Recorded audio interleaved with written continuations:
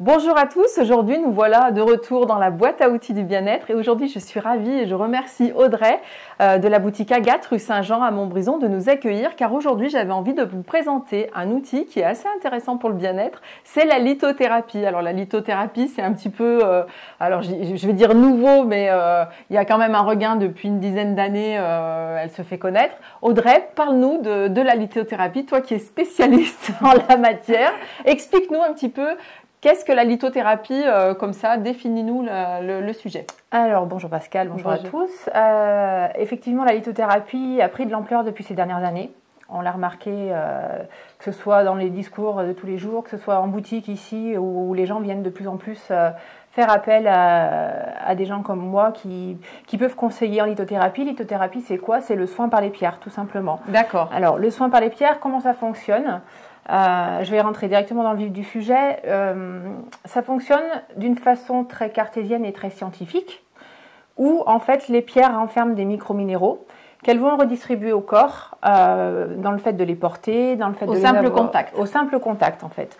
On peut sur certaines, attention pas sur toutes, faire ce que j'appelle une infusion. Ah, mais tu vois, j'allais t'en parler. Voilà. Très bien que tu en parles. Donc on peut faire tremper la pierre qui dégage dans l'eau ces microminéraux et on peut ingérer ainsi la substance. Comme un élixir. Comme un élixir, exactement. Donc ça fonctionne de cette façon-là. Et ça fonctionne également, donc ça c'est le côté biochimique.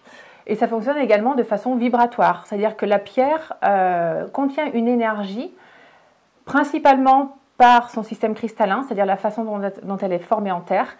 Et donc là, c'est une énergie subtile, une vibration qu'elle dégage et qu'on réceptionne avec le corps, l'esprit, etc.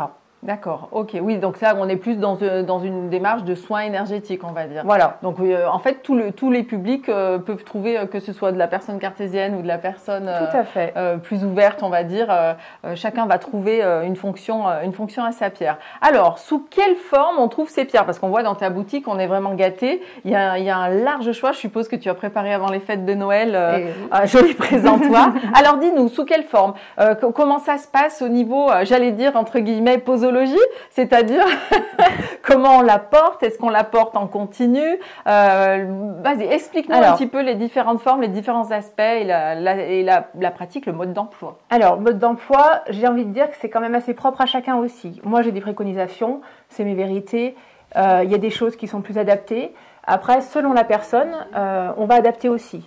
Donc, ça peut se porter en pierre roulée. C'est des petites pierres qu'on a dans les bacs. Une petite pierre roulée, on peut la porter sur soi. On peut la mettre dans le soutien-gorge pour mesdames, on peut la mettre dans la poche, on peut la glisser sous l'oreiller, pour des pierres pour le sommeil par exemple. On peut la manipuler de temps en temps, l'avoir en main, etc. Pierres brutes, on va plutôt avoir tendance à les positionner, on peut mettre sur les tables de nuit, on peut les mettre dans les pièces et elles diffusent, on peut les mettre dans une entrée, dans un lieu de travail, etc. Après, on va trouver le côté bijoux. Donc bijoux, on va trouver principalement, et c'est ce qui est le plus demandé aussi, c'est les bracelets. Les bracelets sont en contact avec la peau directe et les bracelets passent au niveau des poignets, voire des chevilles éventuellement, et agissent au niveau des méridiens aussi qui distribuent l'énergie dans tout le corps. D'accord. On a le côté aussi collier, alors ça peut être collier plein, mais ça peut être aussi la pierre percée qu'on met tout simplement sur un cordon, une petite pierre sur un cordon, qu'on porte à l'intérieur, à l'extérieur. Ça peut être utile sur deux pôles, suivant si c'est une pierre de protection ou une pierre de contact. La boucle d'oreille, pour ma part, va être un petit peu plus esthétique, mais elle peut diffuser certaines énergies aussi. Les gens très réceptifs. Oui, et puis c'est un petit peu plus fin au niveau de la peau derrière les oreilles. Les gens très réceptifs arrivent à avoir des résultats aussi avec. Très bien. Voilà, principalement. Oui, je vois qu'il y a des figurines aussi. Donc là, on va être dans la décoration et puis apporter. Est-ce qu'il y a, alors selon toi, on va parler vraiment avec ton avis à toi, hein, de professionnel. Est-ce que la taille de la pierre, pour toi, a un effet je prends pour exemple, je me déplace. Je vais prendre pour exemple, alors tu vas me dire en quelle matière est fait ce joli chat. Alors, la taille de la pierre. Alors là, on est sur une stéatite. Une stéatite, c'est une quelles pierre, sont ses propriétés? C'est une petite pierre apaisante et une pierre calmante. Elle n'a pas des vertus forcément extraordinaires. Et c'est une pierre qui est trouvée à l'état naturel complètement molle, comme de l'argile. Ah, d'accord. Donc c'est pour ça qu'ils en font énormément de statuettes et de petits sujets. Parce qu'elle se modèle très facilement et elle durcit avec le temps. Alors c'est une pierre avec laquelle on fait aussi, de par sa douceur, du talc. D'accord. Ah oui, carrément. Voilà. D'accord. Ok. Donc là, si j'ai un chat de ce modèle ou un chat de ce modèle, est-ce qu'il y a besoin d'avoir une grosse pièce pour avoir vraiment ressentir les effets de la pierre? Alors sur soi, Moi, je dis que non. D'accord. C'est-à-dire, sur soi, tu peux avoir une petite pierre qui dégage énormément d'énergie, à laquelle tu es très réceptive. Donc, si tu la portes, c'est OK. Et si tu veux prendre une grosse pièce, ou si tu te dis ça va m'apporter plus, en fait, ça peut être une pierre qui est un petit peu moins forte, un petit peu moins énergétique qu'une autre, et finalement, elle ne t'apportera pas plus. Donc, en fait, sur soi, pour moi, la taille de la pierre n'est pas importante. D'accord. Dans une pièce, il y a quand même, j'ai envie de dire, une limite de diffusion. Vu qu'elle a un effet vibratoire et un rayonnement, si tu veux, à un moment donné, elle a ses limites aussi. Donc, dans une pièce, on peut un petit peu voir sur l'importance de la pierre, sur l'importance de la grosseur. Derrière, on a des belles améthystes en géode. Vraiment, quand on est devant certaines pierres, ou qu'on y reste un peu longtemps, ça pulse, on va dire ça comme ça, c'est chargé. Donc oui, pour une maison traditionnelle, on peut mettre des pièces comme ça, et c'est parfait. Sans problème. Et même une petite, l'intention compte beaucoup. L'intention compte énormément. D'accord. Alors maintenant, on va passer un petit peu l'aspect un petit peu plus ludique, c'est-à-dire que je vais te dire, par exemple, moi en ce moment, je reçois beaucoup de personnes qui ont des problématiques au niveau, reboost, manque d'énergie. Les gens sont fatigués en ce moment. Je le trouve beaucoup en séance avec mes consultants. Et tiens, donne-nous quelques conseils au niveau, par exemple, de l'énergie. Qu'est-ce que tu conseillerais comme pierre? Alors, en pierre basique, au niveau de l'énergie, moi, je travaille beaucoup avec le cristal de roche. C'est une pierre qui régule et qui refait circuler l'énergie. C'est une pierre qui amplifie l'énergie. Et c'est une pierre qui est intéressante pour le corps parce qu'elle contient de la silice. D'accord. Après, ce que je vais peut-être oublier de dire tout à l'heure, c'est qu'on peut aussi fonctionner avec les minéraux, avec les couleurs. Ah oui, avec les. Tout le monde couleurs, a entendu parler des chakras. Voilà. On est rouge, Par orange, exemple. jaune, vert, bleu, indigo et violet, Donc, effectivement. si on coupe un petit peu en deux, on a des pierres plus énergétiques en bas, les pierres vives, les pierres chaudes, les pierres jaunes, les pierres oranges, les pierres rouges. Et on a des pierres un petit peu plus apaisantes sur le haut, sur les chakras du haut. On est sur le vert, sur le rose, sur le bleu, ce qui vont être des choses hypotenseurs.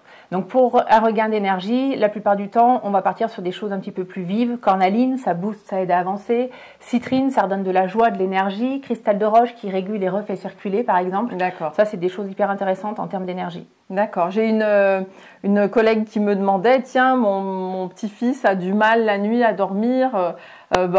Les enfants sont-ils autorisés à utiliser les pierres déjà d'une?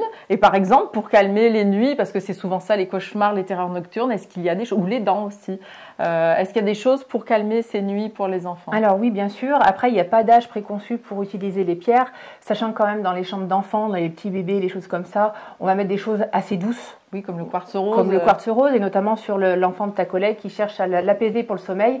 C'est ce qu'on utilise le plus chez les enfants. Le quartz rose, c'est une pierre apaisante et calmante. C'est une pierre qui va apaiser l'émotion en général. Alors l'émotion, je reviens sur le côté un petit peu biochimique. Pourquoi? Parce qu'en fait, elle va apporter du manganèse. D'accord. Tout simplement. Donc c'est ce qui va apaiser nerveusement, c'est ce qui va apaiser tout ce qui est chakra cœur et émotionnel. Du coup, apaiser le sommeil. Ok. Voilà. D'accord. Donc quartz rose, c'est principalement ce qu'on met dans les chambres d'enfants et pour les enfants qui ont du mal à dormir. Allez, ok.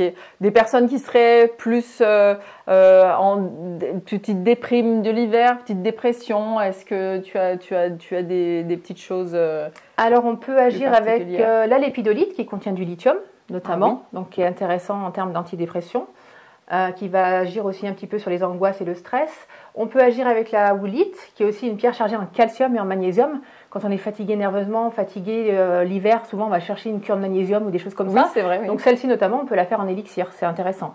C'est pour parfait. Absorber directement ce qu'elle renferme. D'accord, super. On entend beaucoup aussi les gens, parce que je côtoie, et puis tout le monde est avec ses croyances, on entend aussi les gens dire, tiens, quand on a utilisé une pierre, faut la nettoyer. Quand on a utilisé une pierre, faut la recharger. Il y a des pierres qui sont vivantes, il y en a d'autres qui sont mortes. Que penses-tu de toutes ces croyances-là? Qu'en penses-tu toi? Comment tu pratiques? As-tu des conseils aux personnes qui nous écoutent? Alors j'ai ma croyance, effectivement. Ce que j'explique toujours aux enfants, parce qu'ils me demandent toujours comment ça se passe, je leur dis toujours, en fait, une pierre, c'est comme toi. Tu vas te laver et tu manges. Donc en fait, c'est la même chose. Comme elle te donne l'énergie qu'elle contient, à un moment donné, il va falloir la recharger. Comme elle te donne et qu'elle se vide, il va falloir la remplir. Donc en fait, comme tu dois te doucher toi, tu vas laver ta pierre. Et comme tu vas manger toi, la pierre va utiliser, elle, les rayonnements de la lune ou du soleil. Donc on peut utiliser les astres pour recharger les pierres. Et après, aujourd'hui, on a quand même beaucoup d'outils en termes de géométrie sacrée et d'ondes de forme qui vont venir nous aider aussi à recharger en énergie tout ce qui est minéral et autres. D'accord. outil sacré onde de forme. Ça fera peut-être l'objet d'un autre sujet avec plaisir. On a vu aussi dans ta boutique certaines pierres sont montées sous forme de pendule. Oui. Alors, y a-t-il une pierre pour un travail spécifique ou alors c'est son poids, c'est j'allais dire la complicité, parce qu'on dit toujours c'est pas toi qui viens choisir ta pierre, c'est ta pierre qui te choisit, parce que pour avoir expérimenté, c'est vrai qu'on voit les gens se diriger vers des pierres. Je sais pas pourquoi il me faut celle-là, et on sent qu'il y a vraiment un petit partage des fois sur le sujet. Alors c'est souvent le cas, mais je mets un petit bémol, et ça c'est ma croyance à moi aussi en fait. En fait, on peut être attiré par quelque chose dont on a besoin si on est dans un état d'esprit qui est OK. Mais on peut aussi être attiré, alors comment t'expliquer ça? Si tu veux, par exemple, tu as le chakra du cœur hyper ouvert, tu vibres l'amour, etc. En fait, tu vas être sur une fréquence. Et tu vas être sur la même fréquence que le quartz rose, qui est la pierre de l'amour. Alors donc, au contraire, il faudrait presque calmer le jeu. Donc en fait, tu vas être attiré par la même fréquence. Et c'est pas forcément ce que tu auras besoin. Donc je mets un bémol là-dessus. Tout dépend de ce qu'on a... Oui, pourquoi on fait la démarche. Pourquoi on fait la démarche. Parce que des fois, ça peut être aussi quelque chose qui nous attire parce que c'est simplement sur la même fréquence que soi. D'accord, ok. On revient sur les pendules. Alors les pendules, les pierres, chaque pierre de pendule, effectivement, a son énergie. Moi, je fonctionne... plutôt en correspondance, effectivement, comme tu le disais, c'est-à-dire qu'en fait, c'est plutôt un feeling pour choisir un pendule. Oui, surtout le pendule. Oui. Et après, c'est effectivement la connexion que tu as avec et ce que tu en fais. Il faut savoir que le pendule, c'est un outil de radiesthésie et c'est simplement un amplificateur de ressenti inné et naturel. Donc, oui, ça accompagne en fait faire confiance un petit peu. Ce qu'on sait déjà de façon innée, mais qu'on est formaté, on est éduqué, etc. On perd des confiances, on a des croyances, encore une fois, et on est un petit peu dupé par tout ça. Donc il faut toujours bien être centré, bien ancré pour travailler le pendule, mais c'est uniquement un amplificateur en fait. D'accord, ok, oui, donc on a déjà les acquis, il vient juste nous dire allez c'est ok, voilà. je vais poursuivre le mouvement de ta main et te montrer un petit peu. Exact. Bon, super. J'entends parler aussi le sel, oui, non. Tu en fais quoi toi du sel pour les pierres? Alors pour pas se tromper, on fait du sel en indirect, je trouve que c'est intéressant, c'est-à-dire que le sel est un élément naturel qui va effectivement purifier en profondeur et nettoyer vraiment. Pour pas altérer, il y a des pierres qui supportent très bien le sel, il y a des pierres qui supportent très mal le sel, donc faut faire attention. Quand on a un bijou serti, ça peut abîmer l'alliage, ça peut abîmer l'argent, donc c'est dommage. Je dis toujours aux gens de faire du sel en indirect, on met un petit lit de gros sel dans une coupelle, un tissu fin pour protéger et nos pierres dessus. La pierre et l'effet énergétique de toute façon. Ça absorbe il n'y a pas de souci. Ok, parfait. Bah, écoute, Audrey, je te remercie. Je pense qu'on a répondu à l'interrogation de la lithothérapie. Est-ce que tu as envie de rajouter quelque chose? Pas spécialement. Pas spécialement, c'est ok pour toi. C'est ok pour moi. Écoutez, moi je ne peux que vous inviter à venir rencontrer Audrey pour qu'elle vous prodigue ses conseils dans l'utilisation des pierres. Et puis, comme vous pouvez le constater, vous avez vraiment le choix. C'est Noël, profitons-en. Merci Audrey. Merci et à très Pascal. bientôt pour le prochain épisode de la boîte à outils.